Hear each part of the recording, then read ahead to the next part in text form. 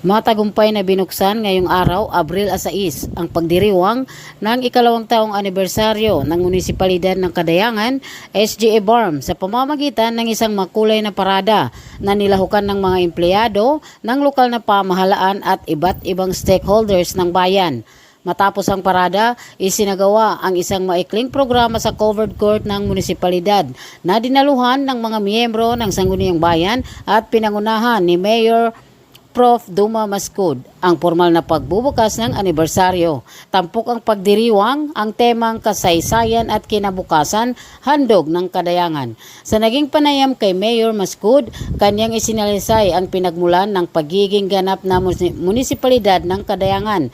Ayon sa alkalde, ang pagkakatatag ng bayan ay bunga ng matagumpay na usapang pangkapayapaan sa pagitan ng pamahalaan ng Pilipinas at ng mga kinauukulang sektor.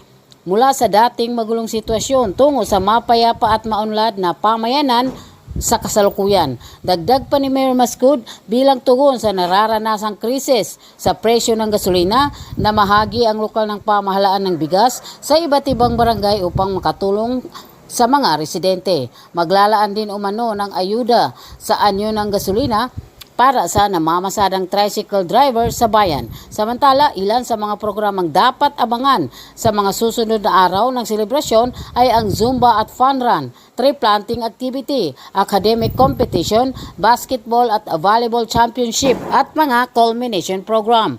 Abangan din ng mga mamamayan ang talumpati ng punong ehekutibo sa culminating activity kung saan inaasahang mag-aanunsyo siya ng mahahalagang programa at proyekto para sa kinabukasan ng Kadayangan. Ito ang inyong Kabangsamoro Tet Uyag, kasangga sa pagbabalita.